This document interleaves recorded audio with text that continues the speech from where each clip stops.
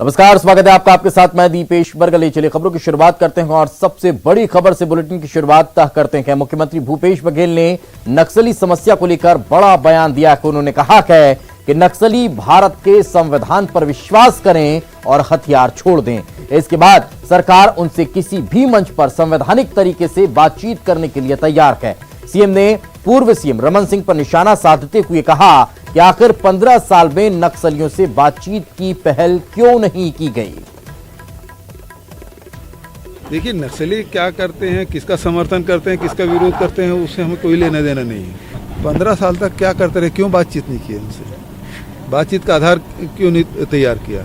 मैं अभी भी कह रहा हूँ कि नक्सली भारत के संविधान पर विश्वास व्यक्त करे, दूसरा हथियार छोड़े, हम कभी भी किसी मन से बात करें। सीएम भूपेश बघेल के बयान पर बीजेपी नेता श्रीचंद सुंदरानी ने तीखी प्रतिक्रिया दी है। कांग्रेस नेताओं के बयान लगातार नक्सलियों के खिलाफ नरम आते रहे हैं। रमन सिंह ने सरगुजा से नक्सलवाद को साफ किया। अगर हमारी सरकार बनती तो 2 साल में बस्तर से भी नक्सलवाद का सफाया हो गया होता। नक्सलवाद को कुचलने का काम रमन सिंह ने किया था। नक्सलियों से बातचीत का कोई असर नहीं होने वाला है। लगातार कांग्रेसी नेताओं के बयान नक्सलियों के प्रति नरम आते हैं, चाहे दिग्विजय सिंह जी का बयान हो, चाहे भूपेश बघेल जी का बयान हो या अन्य नेताओं के बयान हो। ये हमेशा नक्सलियों के प्रति बहुत लचीला रुख अपनाते हैं। लगातार बड़ी संख्या में आदिवासी मारे जा रहे हैं, बस्तर में नक्सलियों के शिकार हो रहे हैं। कहीं न कहीं बात करना, उनके साथ उनके प्रति नरम रुख अपनाना, ये रमन सिंह का काम नहीं था। रमन सिंह जी ने तो सरगुजा से नक्सलवाद को पूरी तरह समाप्त किया, और अगर दोबारा हमारी सरकार बनी होती तो 2 साल में नक्सलवाद बस्तर से भी समाप्त हो चुका होता। नक्सलवाद को तो कुचलने का काम डॉक्टर रमन सिंह जी ने किया था। ये बात कर रहे हैं, बात करते रहे, लेकिन नक्सलवाद के आगे बातचीत करके क्या हम उनके सामने असर नहीं पड़ेगा इन सब चीजों का। तो और ज्यादा जानकारी के साथ हमारे सहयोगी देवव्रत हमारे साथ जुड़ चुके हैं। देवव्रत, एक तरफ तो नक्सलियों के खिलाफ लगातार कड़ी और आक्रामक स्ट्रेटेजी तैयार हो रही है, दूसरी तरफ बातचीत के लिए मंच मुहैया होने की बात हो रही है। कैसे सामंजस्य होगा दोनों बातों में? पिछले कई दशकों से छत्तीसगढ़ नक्सलवाद का दंश झेल रहा है और ऐसे में सभी रास्ते खुलने चाहिए जिससे कि नक्सलवाद का रास्ता या ये कहा जाए कि नक्सलवाद को खत्म किया जा सके। हालांकि केंद्र सरकार के साथ राज्य सरकार के अधिकारियों की, मुख्यमंत्री की कई दफे बैठक हुई और एक स्ट्रेटेजी तैयार की जा रही है कि आने वाले समय में बस्तर से किस तरह से नक्सलवाद को खत्म किया जाए। मुख्यमंत्री भी इस बात को कई बार जाहिर कर चुके हैं, क्योंकि ये केवल छत्तीसगढ़ राज्य का ही मसला नहीं है। हालांकि सबसे ज्यादा प्रभावित जो स्टेट है वो छत्तीसगढ़ ही है, और खासकर जो बस्तर का इलाका है वो सबसे ज्यादा प्रभावित है नक्सलवाद के। लेकिन बावजूद इसके ये केवल एक ही राज्य की समस्या नहीं है, क्योंकि छत्तीसगढ़ का जो भूभाग है वो 7 राज्यों की सीमाओं से जुड़ता है। और ऐसे में जो बड़े नक्सली लीडर्स हैं वो दूसरे राज्यों के हैं, और कई बार जब फोर्स नक्सलियों की मान में घुसती है तब विदेशी हथियार भी उनके पास से बरामद होते हैं। तब ऐसे में सबसे बड़ा सवाल ये है कि ऐसी जो चीजें हैं वो कैसे बीहड़ जंगलों में बड़ी जगहों तक के नक्सलियों तक के पहुंचती है। तो यहाँ पर सभी रास्ते खुलने चाहिए, ताकि अगर बातचीत का रास्ता तय हो तो बातचीत से जरिए नक्सलवाद का सफाया हो सके। वहीं जो स्ट्रेटेजी और जो ऑपरेशन लगातार केंद्र सरकार और राज्य सरकार मिलकर कर रही है उसकी भी जरूरत है, क्योंकि लगातार नक्सलियों के द्वारा कई नापाक हरकतों को अंजाम दिया जाता है। हालांकि पिछले 2 साल में ये भी कहना सही होगा कि नक्सल घटनाओं में कुछ कमी जरूर आई है, लेकिन फिर भी जो बस्तर का बड़ा भूभाग है अब भी नक्सलियों के गिरफ्त में है, नक्सलियों का गढ़ कहा जाता है। तब ऐसे में सामंजस्य की स्थिति केंद्र, दूसरे राज्यों के साथ छत्तीसगढ़ को मिलकर चलना होगा और सभी रास्ते खुले होने जरूरी हैं। बिल्कुल, और तभी जाकर इस पर विजय पाई जा सकती है। बहुत बहुत शुक्रिया देवव्रत इस तमाम जानकारी के लिए। आगे बढ़ते हैं। केंद्र सरकार की तरफ से एक बड़ी राहत दी गई है। केंद्र छत्तीसगढ़ का चावल खरीदेगा। 24 लाख मीट्रिक टन चावल खरीदने की मंजूरी मिल चुकी है। चावल खरीदी की स्वीकृति मिल चुकी है। मुख्यमंत्री भूपेश बघेल ने ट्वीट कर जानकारी दी है। केंद्र सरकार को सीएम ने धन्यवाद दिया है। अनुरोध स्वीकार करने के लिए शुक्रिया। केंद्र ने हमारे अनुरोध को स्वीकार किया है। सीएम ने उम्मीद जताई है भविष्य में अधिक खरीदी की स्वीकृति मिलेगी। तो केंद्र से चावल खरीदने की स्वीकृति मिल चुकी है और बड़ी खबर यह निकलकर सामने आ रही है। इसका फायदा छत्तीसगढ़ वासियों को होगा, छत्तीसगढ़ के किसानों को होगा। केंद्रीय जो खरीदी की जो मंजूरी मिली है उसमें 24 लाख मीट्रिक टन चावल खरीदने को स्वीकृति दी गई है। कल संडे के दिन मैंने प्रधानमंत्री से भी बात किया था और खाद्य मंत्री से भी बात किया था और गृह मंत्री से भी बात किया था। तो ये हुआ कि कल संडे के दिन वो आदेश निकला, प्रधानमंत्री जी से मेरी बात हुई और उनको मैंने धन्यवाद दिया 24 लाख के लिए। लेकिन मैंने आग्रह भी किया कि सहमति बनी है वो 60 लाख मीट्रिक टन के, उसके भी अनुमति आप देंगे, ये मैंने उनसे कहा। वहीं पीसीसी चीफ मोहन मरकाम ने धान खरीदी को लेकर एक बार फिर बीजेपी पर निशाना साधा। मरकाम ने भाजपा प्रदेश प्रभारी डी पुरंदेश्वरी के आरोप पर जवाब देते हुए कहा कि केंद्र ने 9,000 करोड़ नहीं दिए हैं। केंद्र का न तो 1 रुपये का अनुदान है और न ही सहायता है। साथ ही मरकाम ने कहा कि छत्तीसगढ़ में कांग्रेस सरकार राजीव गांधी किसान न्याय योजना से मक्का, गन्ना आदि का 10,000 रुपये प्रति एकड़ दे रही है, तो भाजपा के पेट में दर्द क्यों हो रहा है? भाजपा के नेताओं ने केंद्र को गुमराह किया है। मोहन मरकाम ने कहा कि छत्तीसगढ़ कांग्रेस भाजपा सांसदों का घेराव करेगी। वहीं छत्तीसगढ़ के साथ सौतेला व्यवहार करने के साथ तीनों कृषि कानूनों के खिलाफ भी आंदोलन होगा। कांग्रेसी भाजपा सांसदों का घेराव करेंगे और किसान आंदोलन के लिए 1 किलो धान और 1 रुपये जमा करेंगे।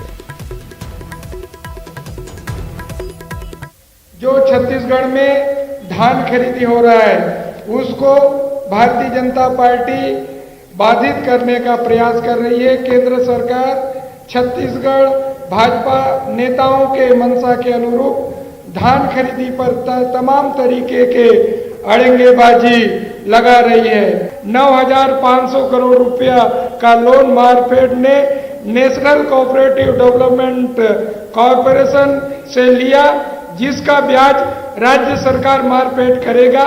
इसमें केंद्र सरकार का 1 रुपया अनुदान और न ही सहायता है। राजीव गांधी किसान न्याय योजना के माध्यम से धान, मक्का, गन्ना उत्पादन किसानों को 10,000 प्रति एकड़ सहायता राशि दी जा रही है। तो भारतीय जनता पार्टी के पेट में दर्द क्यों हो रहा है?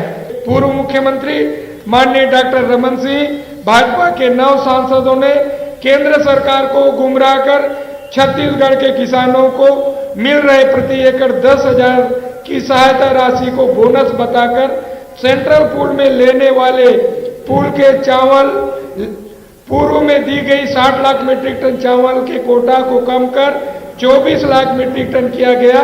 भाजपा का छत्तीसगढ़ के किसान विरोधी और भारतीय जनता पार्टी का चाल और चरित्र इससे साफ जाहिर हो रहा है। तो हमारे कार्यकर्ता किसानों के बीच में जाएंगे, एक पहली धान और 1 रुपया हर प्रति किसान से जमा करके हम केंद्र में जो केंद्र सरकार के विरुद्ध लड़ रहे हैं वो हम लड़ाई आगे भी जारी रहेगी।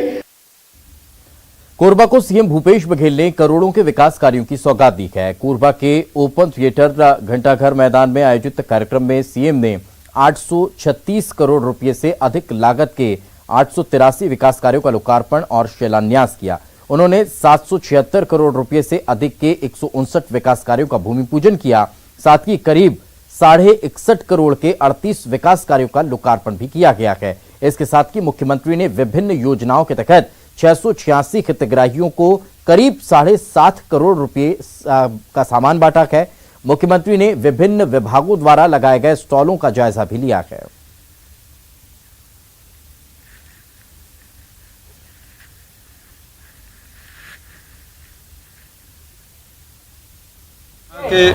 विद्यालय का हाई स्कूल का नामकरण किया गया है। वहीं भैंसमा के महाविद्यालय का नाम पूर्व उप मुख्यमंत्री प्यारेलाल कंवर जी के नाम से और साथ ही मेडिकल कॉलेज जो आपके यहाँ खुला है उसका नाम बिसाहूदास महंत जी के नाम से किया गया है। 828 करोड़ के शिलान्यास और लोकार्पण का कार्यक्रम हुआ है, जिसे यहाँ के सड़कें हैं, यहाँ के भवन, यहाँ की पुल पुलिया का निर्माण इसके माध्यम से होगा। बहुत प्रतीक्षित जो मांगी थी कोरबा की उसे आज पूरा किया गया है और मैं समझता हूँ आने वाले दिनों में उसकी सुविधा न केवल कोरबा बल्कि पूरे प्रदेश के लोग उसका लाभ उठाएं। धान खरीदी के मामले में भारत सरकार जो एफसीआई में चावल नहीं जमा करने का निर्णय लिया था और इस मामले में पिछले दिनों पीयूष गोयल जी से, अमित शाह जी से और प्रधानमंत्री जी से तीनों से मैंने बात की और वो गतिरोध आंशिक रूप से दूर हुआ। 26 लाख मीट्रिक टन चावल एफसीआई में जमा करने का आदेश मिला है, लेकिन जो सहमति बनी थी वो 60 लाख मीट्रिक टन की और उसके लिए फिर से हम लोग प्रयास करेंगे पूरा 60 लाख मीट्रिक टन चावल का उठाव छत्तीसगढ़ से। कोरबा जिले के करतला तहसील के ग्राम मखूरा में मुख्यमंत्री भूपेश बघेल ने गौठान का निरीक्षण किया। उन्होंने गौठान में ग्रामीणों और समूह की महिलाओं से गौठान के संचालन, गोधन न्याय योजना में गोबर खरीदी और समूहों द्वारा की जा रही आर्थिक गतिविधियों की जानकारी ली है। सीएम भूपेश बघेल ने गौठान में गाय को चारा भी खिलाया है।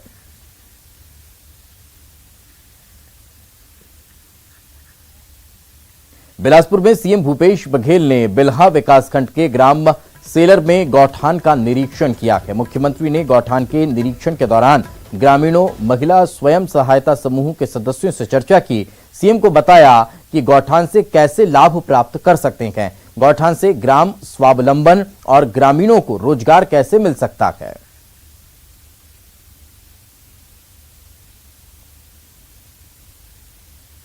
प्रदेश कांग्रेस कार्यालय राजीव भवन में आज सैकड़ों की संख्या में बिलाईगढ़ के कांग्रेस कार्यकर्ता स्थानीय विधायक संजीव राज से नाराज होकर पहुंचे थे। उन्होंने बिलाईगढ़ विधानसभा के विधायक के खिलाफ जमकर नारेबाजी की। वहीं पीसीसी चीफ मोहन मरकाम के पास शिकायत की है। इसमें विधानसभा के अलग अलग पदाधिकारी भी थे।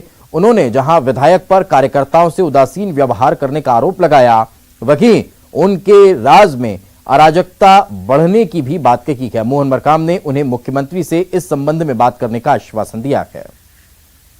क्षेत्र में जुआ चल रहा है, सट्टा चल रहा है, ऐसे लोगों को प्रोटेक्शन दिया जा रहा है। कई पंचायतों में देखे होंगे कि सरपंच पे 40 धारा का आरोप लगा हुआ है। एकदम से जांच में, प्रत्यक्ष रूप से जांच में उनके दोषी पाने के उपरांत भी ऐसे ऐसे सरपंचों को प्रोटेक्शन दिया जा रहा है। और आज हम सारे कार्यकर्ताओं ने माननीय मोहन मरकाम जी जो हमारे प्रदेश अध्यक्ष है, हमने कार्यकर्ताओं की भावनाओं को अवगत कराया है उनसे और उचित कार्रवाई की मांग की हम लोगों ने। बीजेपी प्रदेश प्रभारी डी पुरंदेश्वरी ने बलौदाबाजार में बीजेपी कार्यकर्ताओं की बैठक ली। डी पुरंदेश्वरी ने राज्य शासन पर हमला करते हुए कहा कि राज्य में बाहरी विनिवेश शून्य है। सरकार बाहरी निवेश लाना ही नहीं चाहती, बल्कि बैंक से लोन लेकर प्रदेश की आर्थिक स्थिति खराब कर रही है। कृषि बिल पर डी पुरंदेश्वरी ने कहा, यह तीनों बिल किसान के हित में हैं तथा इससे किसानों को लाभ होगा। इस बिल के आने से न मंडी बंद होगी, न फसलों के न्यूनतम समर्थन मूल्य समाप्त होंगे। किसानों को ये आश्वासन देना चाहते हैं भारतीय जनता पार्टी की तरफ से कि मार्केट यार्ड नहीं निकालेंगे, मार्केट यार्ड रहेंगे ही। पर जो मार्केट यार्ड के बाहर मिडिलमैन होते ना, उनको निकालने की बात किया गया है। पर मार्केट यार्ड सशक्त ऐसा ही रहेंगे। प्रयास है ही नहीं इन्वेस्टमेंट लाने को, इंडस्ट्रीज लाने को। और दूसरी तरफ ये लोन लेते जाते तो फाइनेंशियल सिचुएशन क्या है स्टेट, इस पर भी जवाब देना है प्रदेश मुख्यमंत्री को। छत्तीसगढ़ बीजेपी के सहप्रभारी नितिन नवीन आज मुंगेली पहुंचे, जहां बीजेपी कार्यकर्ताओं ने नितिन नवीन का गर्मजोशी से स्वागत किया। वहीं प्रदेश प्रभारी डी पुरंदेश्वरी के एसी वाले बयान पर नितिन नवीन ने कहा कि उनके द्वारा ऐसी बात नहीं की गई, बल्कि कहा कि बीजेपी कार्यकर्ता लगातार सड़कों पर संघर्ष करते हैं और बीजेपी की कार्यशैली गतिविधि सड़कों पर दिखाई देती है, जबकि कांग्रेस के नेता एसी में सोते रहते हैं।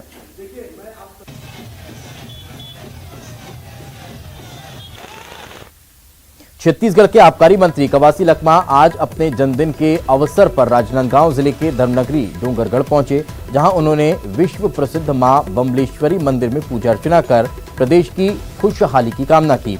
वहीं झीरम घाटी कांड की जांच में हो रही देरी पर पूछे सवाल का जवाब देते हुए मंत्री ने कहा कि पूरे प्रदेश की जनता और पीड़ित परिवार सच जानना चाहता है, परंतु केंद्र सरकार द्वारा हाई कोर्ट और सुप्रीम कोर्ट का सहारा लेकर जांच में अड़ंगा डाला जा रहा है, जिसके कारण जांच धीरे धीरे आगे बढ़ रही है। जांच समिति जो कर रही है और उसको वेदन हाई कोर्ट से, सुप्रीम कोर्ट के माध्यम से भारत सरकार ने अड़ंगा डाल रहा है, बीजेपी ने इसको अड़ंगा डाल रहा है। हमारे नया कमेटी बनाए थे, पूरा छत्तीसगढ़ का जनता, छत्तीसगढ़ के लोग, पीड़ित परिवार सच जानना चाहता है, लेकिन हम लोग कमेटी बनाए कि भारत सरकार ने रोका है, हाई कोर्ट लगा के, सुप्रीम कोर्ट में लगा के इसको कहीं ना कहीं अड़ंगा डालने का काम कर रहे हैं। और चलिए फिलहाल वक्त एक छोटे से ब्रेक का है, ब्रेक के बाद जल्द हाजिर होंगे।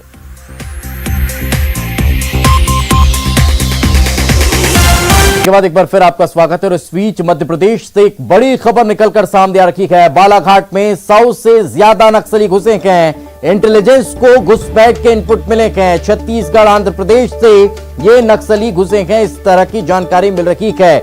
झारखंड के हार्डकोर नक्सली बताए जा रहे हैं, बड़ी वारदात करने की फिराक में हैं। मंडला, बालाघाट, सिवनी के पुलिस को अलर्ट कर दिया गया है। बीते 2 महीने में 5 नक्सलियों पर कार्रवाई के बाद मूवमेंट अब बढ़ता हुआ नजर आ रहा है। मध्य प्रदेश में बड़ी वारदात करने की फिराक में नक्सली नजर आ रहे हैं। तो ये बड़ी खबर निकलकर सामने आ रही है। और ज्यादा जानकारी के साथ हमारे सहयोगी मनोज जुड़ चुके हैं। मनोज, क्या ताजा अपडेट?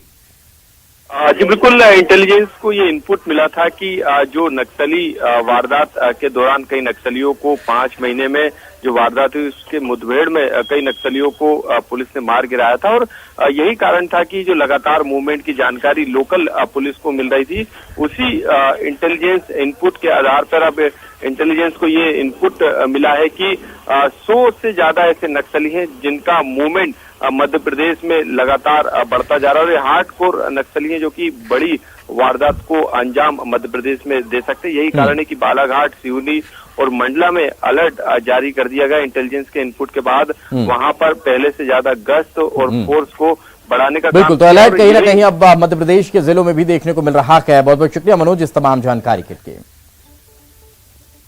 आगे बढ़ते हैं खबर रायपुर से। रायपुर में विधायक कुलदीप जुनेजा को ट्रैफिक सिग्नल तोड़ने पर चालान कटवाना पड़ा है। ट्रैफिक पुलिस ने जुनेजा का चालान काट दिया है, जिसके बाद विधायक खुद ट्रैफिक थाने पहुंचे और 200 रुपये का चालान उन्होंने भर दिया है। तो माननीय जनप्रतिनिधि की इस तरह की तस्वीर कहीं ना कहीं अपने आप में मिसाल के तौर पर देखी जा सकती है कि कोई भी नागरिक हो, अगर कहीं कोई नियम कानून का उल्लंघन होता है तो फिर हर्जाना भरना चाहिए।